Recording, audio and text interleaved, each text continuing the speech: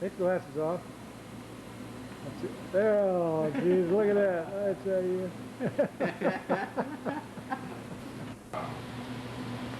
Bronze, I think, is a good simulator. Bronze, I think we've got a good simulator here. We thank you very much for your confidence and working with us.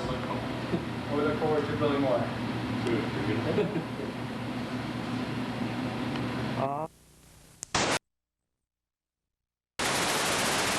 Rightfully proud owner of a Curtiss P-40E, known for its strong teeth and maneuverability.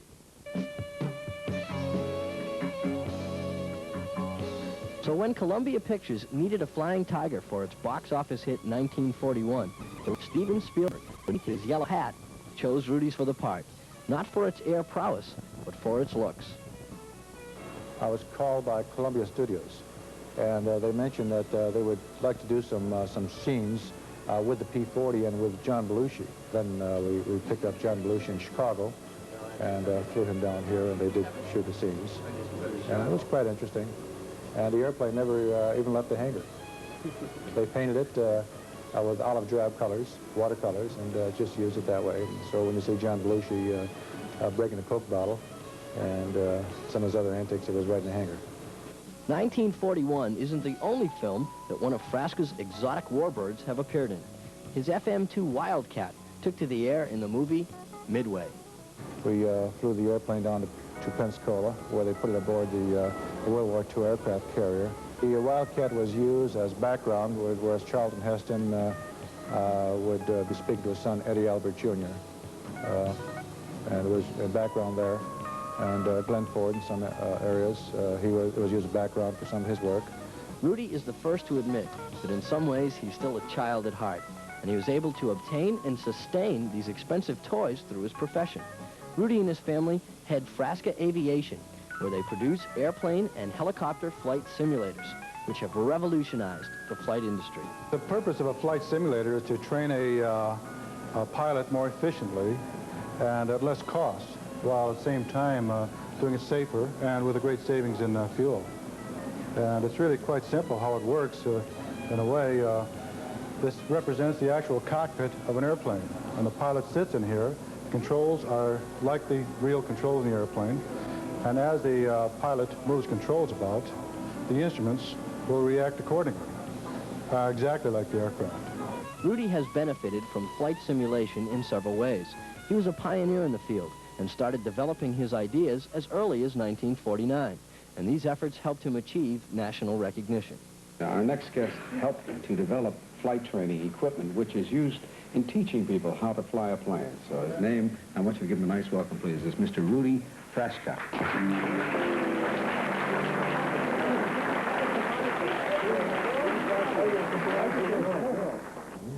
If you pull back, the nose will just go up.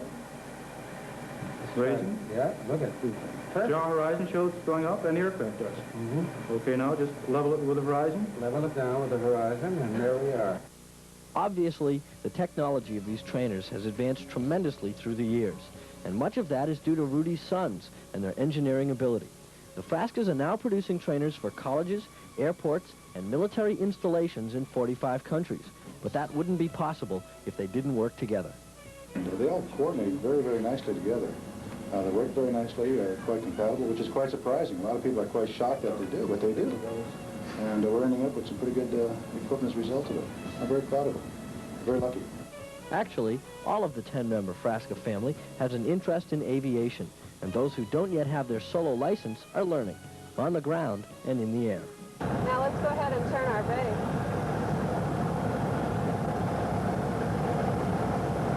We're going to be wanting Bob.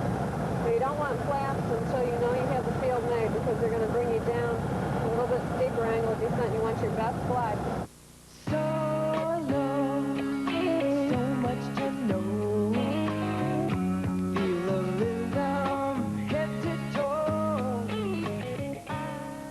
Flying has been recently made easier to the Frasca family because of their purchase of Illini Field. But even with the sky full of Frascas, Mrs. Frasca, who incidentally can also fly, doesn't worry. Oh, I think it's great. It doesn't bother me one bit. I'm more nervous when they go out driving than when they're out flying, because I know they have good training. And this training, coupled with some talent, has enabled the Frascas to enjoy a very special kind of family outing.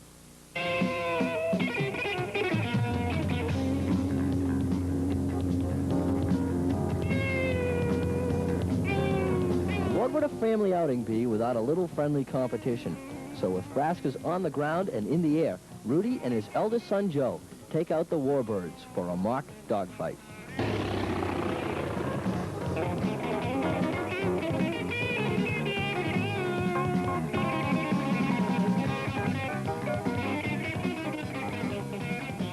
And though flying dominates the Frascas' personal and professional lives, they always remember to appreciate what flying has done for all of us. In flying these warbirds, it's just not the only thing of just flying an aircraft itself, but actually what you're flying is history again.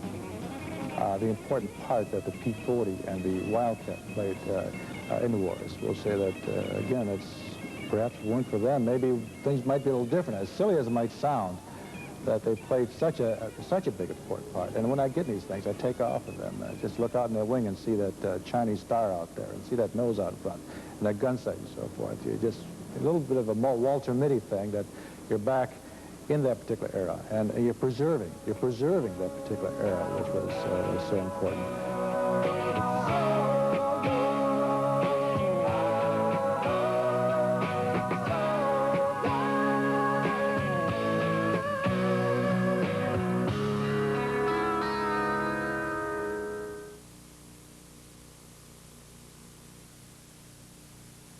Urbana for their air show.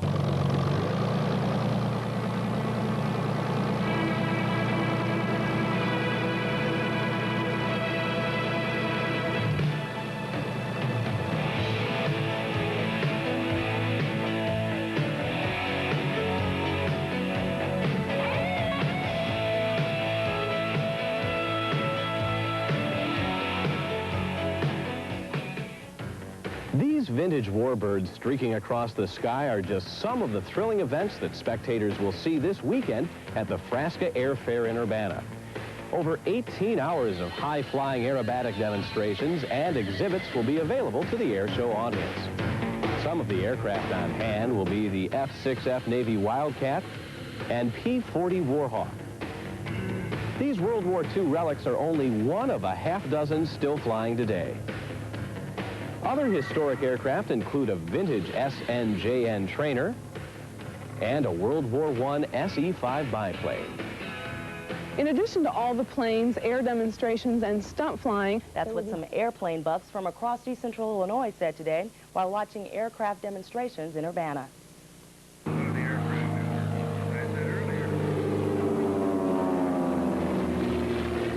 Soaring through the air with the greatest of ease. That's how people in Urbana today describe the Frascas. Rudy Frasca owns the airport here, and he says he's been flying since he was 14. What are you thinking about when you're up in the air, doing some of your routines? What's going on in your mind? Hoping the engine doesn't quit. Rudy Frasca says the cost for one of these shows is about $10,000, but he says he doesn't mind because it gives people a chance to acquaint themselves with the airport. We enjoy it, and it's good publicity probably for the airport. Let them know the airport is here. And fantastic. Personally, I don't know how they do it without losing where they're supposed to be at. No. Frasca International explains the benefits of training on a flight simulator. The aircraft is one of the worst training classrooms there is. It's got a lot of vibration, a lot of noise. It could be hot. The student can't hear the instructor very well. It's just a very poor situation. So with a simulator, you're able to use a simulator which give you better training in an air-conditioned environment where it's quiet, where the instructor has complete control of the unit, and just do a much better job all the way around. It's just much more comfortable totally. Over 30 years ago, Rudy Frasca pioneered the use of simulators for general aviation. Keeping pace with modern technology, the methods the company uses to manufacture its simulators are as advanced and sophisticated as the simulators themselves. Over the years, Frasca has branched out to serve the military, corporate aviation, air transport, and university aerospace programs around the world. Frasca is the only company making simulators that range in size and realism from a generic single-seater right up to type-specific FAA-certified jumbo jet configurations. Helicopters, too. The demand for simulators continues to grow. In fact, they're being used in exciting new ways. The University of North Dakota has many of our simulators. They've connected those simulators to air traffic control simulators into a network where they're training pilots and air traffic controllers in a completely simulated environment.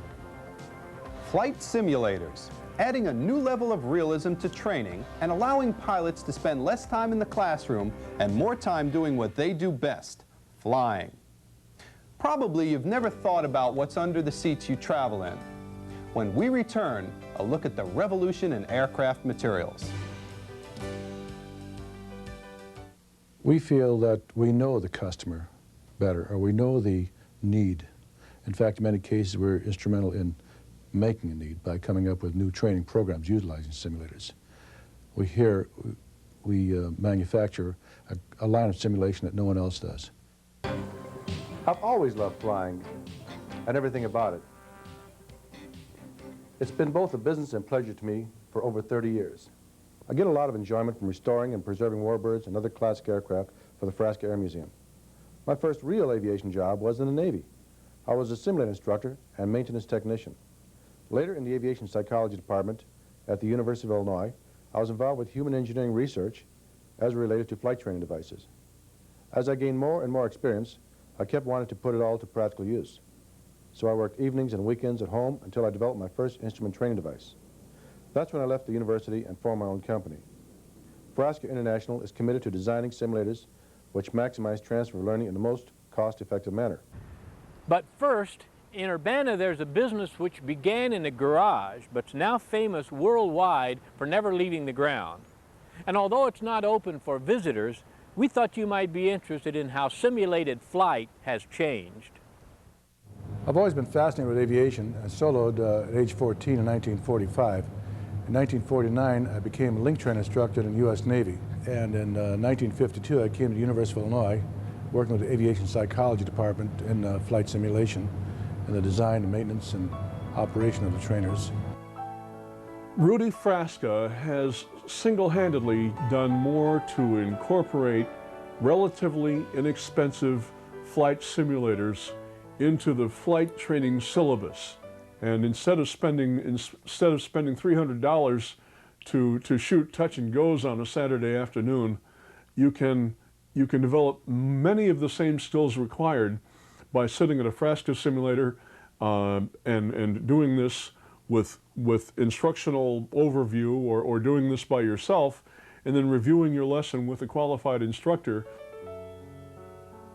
At the Chanute Aerospace Museum in Rantoul sits the first flight simulator Rudy Frasca designed and sold.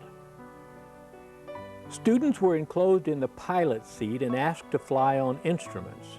Their movements and course were automatically recorded on this table while the instructor kept watch through a small window on the gauges and the students' reactions. Well, when I started out originally, we were pretty much all mechanical. Then we went through about 4 levels of technology. I thought it would be 3, but this latest technology, including personal computers, entered the picture, and it's amazing what's happened.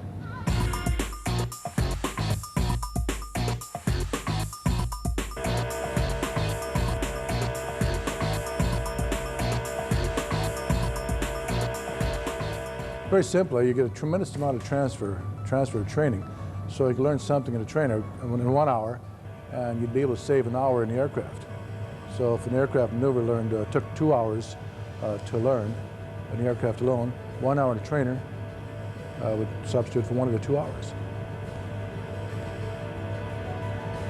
We were able to come up with a simulator just virtually accurate to the aircraft. It's very difficult to tell the difference. And you can do quite a bit of training. Perhaps something may take maybe 50 hours, and perhaps with 20 hours in trainer and maybe 10 hours in the aircraft in some cases, that you'll become the same proficiency as if it were the aircraft where it'd be 50 hours by itself.